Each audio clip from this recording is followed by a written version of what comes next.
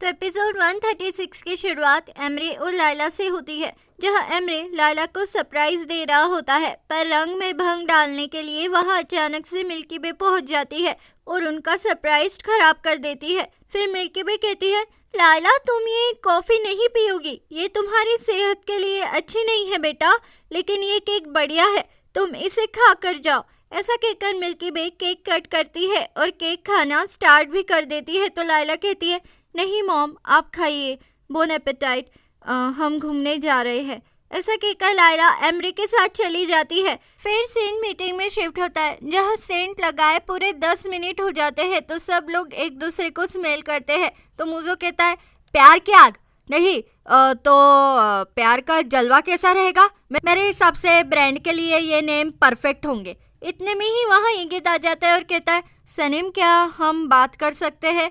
तो सनीम कहती है, ठीक है। ऐसा कहकर सनीम इंगित के साथ चली जाती है। तो जे जान से कहता है, ये यहाँ क्यों आया? मैं इस गिरगिट को मारना चाहता हूँ, ये बुरा इंसान है, मैं अभी जाकर उसे मार कर आता हूँ, आप यहीं रुकिए। ऐसा कहकर जे वहाँ से चला जाता है। फिर से इंगित पर शिफ्ट होता है। वो सनीम से कहता है, क्या तुम मुझे सी साइड पर मिल सकती हो सनीम? प्लीज़ मुझे मना मत करना। तो जे ये सुन लेता है और कहता है, मुझे पानी चाहिए, पानी दो मुझे। तो इंगित कहता है, पानी तो किचन में है ना, तुम यहाँ क्यों घूम रहे हो? तो जे कहता है, मैं यहाँ कुआं खोदने के लिए घूम रहा हूँ, तुम्हें क्या है? हाँ। तो इंगित कहता है, सनीम मैं चलता हूँ, फिर हम मिलते हैं। ऐसा कहकर इंगित वहाँ से चला जाता है। फिर सीन एमरे और लायला पर शिफ्ट होता है, जहाँ वो बागीचे में बैठे होते हैं और कहते हैं, बच्चे कितने सुंदर होते हैं ना, हमें भी कभी बड़ा नहीं होना चाहिए था। लायला मैं तुमसे कुछ कहना चाहता हूँ। पर इससे पहले कि एमरे कुछ कह पाता, लायला को उसके बॉस का फोन आ जाता है और वो उसे अर्जेंटली ऑफिस में बुलाता है। तो लायला और एमरे वहाँ से निकल जाते हैं। फिर से इन मूजों पर शिफ्ट होता है। वो जे से कहता है, हाँ भाई बताओ तुमने क्या सुना? तो जे की आवाज़ ही अटक जाती है, वो कुछ कह ही नहीं पाता है, पर फिर भी वो मूजो को सब कुछ इशारे में बता देता है। फिर सीन लायला और एमरे पर शिफ्ट होता है, जहां एमरे डांस क्लास में लायला के साथ डांस करते हुए उससे कहता है, लायला क्या तुम मुझे एक और लायला दे सकती हो? तो लायला कहती है, क्यों, क्या मैं आपके लिए सफिशिएंट नहीं हूँ एमरे? तो एमरे कहता है, पगली मैं एक बच्चे की बात कर रहा हूँ, क्या तुम मुझे एक बेटी या एक बेटा दे सकती हो? ऐसा कहकर एमरे लायला को फिर से एक बार प्रपोज करते हुए बच्चे का खिलौना देता है। तो लायला हाँ कर देती है। फिर सब उनके लिए खुश हो जाते हैं और उनका डांस टीचर उन्हें एक तोहफा भी देता है। फिर सीन सनीम पर शिफ्ट होता है। वो इगित से मिलने सी साइड जाती है और वहाँ जाकर वो शॉक हो जाती है, क्योंकि इगित ने उसके लिए एक डेट ऑर्गेनाइज की होती है। फिर वो कहता है, सनीम मैं उस दिन तुम्हें ठीक से प्रपोज नहीं कर पाया, मैं घुटने के बल तो नहीं बैठ पाऊंगा, तो क्या तुम मेरे लिए मेरे तरफ से ये रिंग एक्सेप्ट करोगी सनीम? तो सनीम कहती है, ये इम्पॉसिबल है इगित। इतने में ही वहाँ जे मोजो को लेकर पहुँच जाता है और इगित के हाथों में से रिंग फेंक कर कहता है, अरे गलती से गिर गया, मेरा वो मतलब नहीं था, मतलब मैंने गलती से हाथ लगाया यार, वैसे बहुत ही गंदी डिज़ाइन थी। तो मुझे कहता है, अरे देखो यहाँ तो दावत चल रही है, माफ़ करना इगित, पर मुझे नहीं लगता कि तुम इसे अब खा पाओगे, इसलिए हम ही खा लेते हैं। ऐसा कहकर मुझे और जे खाना खाने लग जाते हैं। तो इगित कहता है, सनीम मैं तुमसे कल मिलता हूँ। ऐसा कहकर इगित वहाँ से चला जाता है। तो जे सनीम से पूछता है, कल किस पर मीटिंग है तुम्हारी इगित के साथ? तो सनीम कहती है, हमें वो राइटर से मिलने जाना है। वैसे थैंक यू मेरी मदद करने के लिए, तुम मेरे सबसे अच्छे दोस्त हो। ऐसा कहकर सनीम उनके गले लग जाती है और फिर वहाँ से चली जाती है। फिर से डैरेन और सनीम पर शिफ्ट होता है, जहाँ वो दोनों भी बुलुत और जान को वर्कआउट करता देख एस्टोनिश हो जाती है। तो इतने में ही जान और बुलुत उन दोनों की ओर देखते हैं, तो वो दोनों भी वहाँ से भाग जाती है। फिर से एमरे और लायला पर शिफ्ट होता है, जहाँ एमरे लायला से कहता है, देखना मैं अपने बच्चे को बिल्कुल बिगाड़ दूंगा। तो लायला कहती है, हनी पर मैं प्रेग्नेंट नहीं हूँ। तो एमरे कहता है, मैं जानता हूँ लायला, पर हमें प्लानिंग तो करनी ही पड़ेगी ना, हमें अभी अपना घर लेना है। तो लायला कहती है, ठीक है। इतने में ही लायला को सनीम का और एमरे को जान का फ़ोन आता है। तो सनीम कहती है, मैं इगित को मना करने वाली हूँ, पर तुमने देखा जान को तो कुछ लेना देना ही नहीं है, मुझे तो लगता है कि वो मेरी शादी पर गवाह बनकर आने वाले हैं। वही दूसरी ओर जान कहता है, उसने अभी तक मना क्यों नहीं किया? मैं जानता हूँ भले ही हम साथ ना हो, पर सनम वो ये गीत को कभी हाँ नहीं कहेंगी। तो सनम कहती है, लायला मैं जानती हूँ भले ही हम साथ नहीं है, फिर भी जान ये जानते हैं कि मैं ये गीत को कभी हाँ नहीं कहूँगी। ऐसा कहकर सनम और जान फोन रख देते हैं।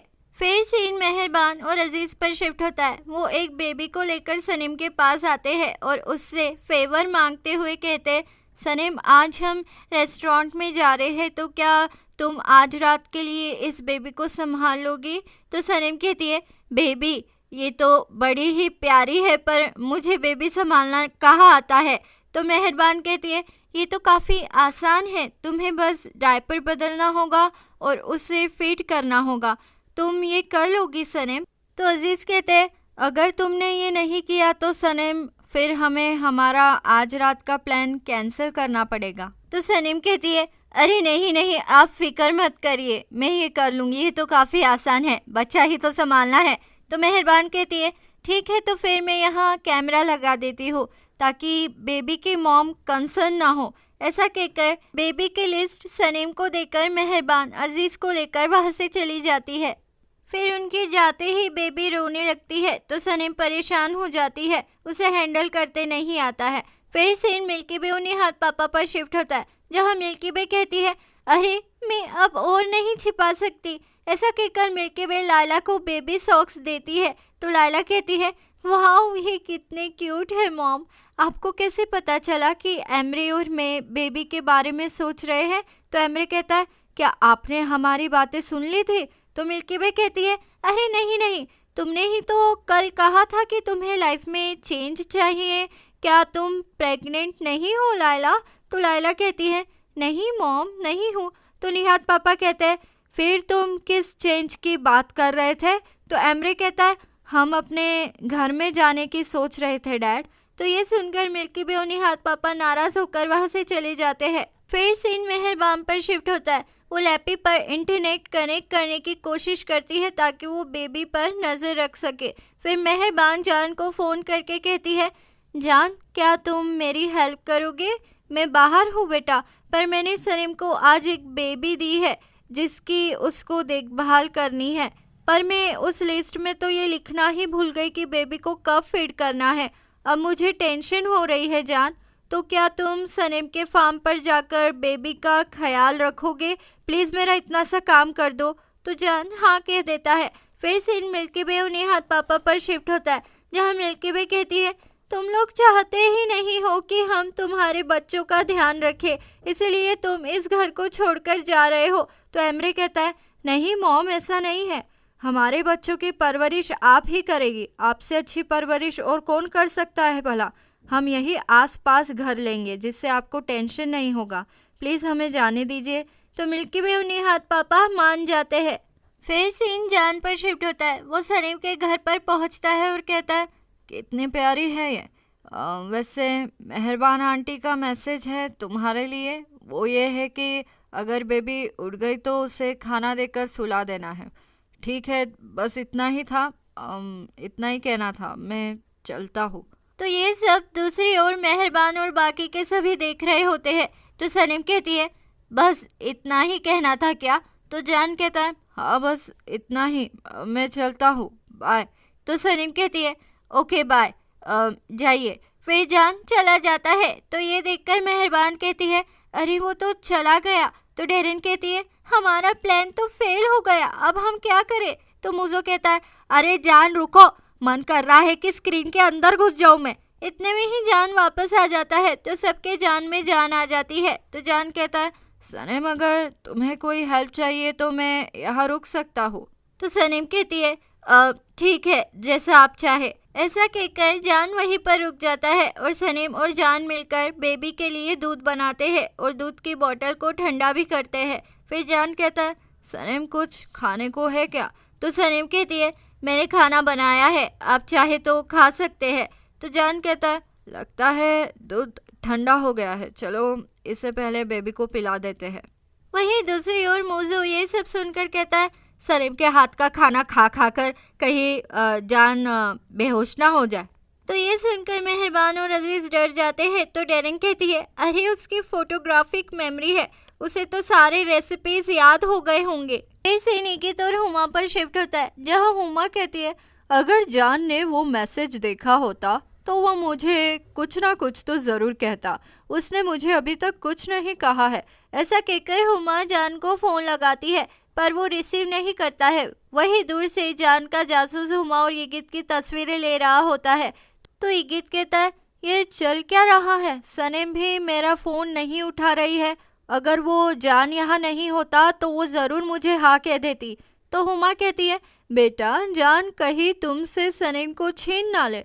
तो ये सुनकर इगित कहता है, आप जान को समझा दीजिए हुमा कि सनेम सिर्फ मेरी है, वरना जान के लिए अच्छा नहीं होगा। तो अब आगे क्या होगा? क्या इगित सनीम को पाने के लिए कुछ बड़ा प्लान करने वाला है? आगे क्या होगा जानने के लिए बने रहिए मेरे चैनल दीवाने हैं हम पर। जल्द मुलाकात होगी अगले एपिसोड में। लाइक शेयर सब्सक्राइब कर दो, अच्छे लगे हम तो मानो इतनी सी बात, दीवाने हो तुम तो। लाइक शेयर सब्सक्राइब कर दो, अच्छे लगे हम तो मानो इतनी सी बात, दीवाने हो तुम तो। अलविदा दीवानों, जल्द मुलाकात होगी अगले एपिसोड में।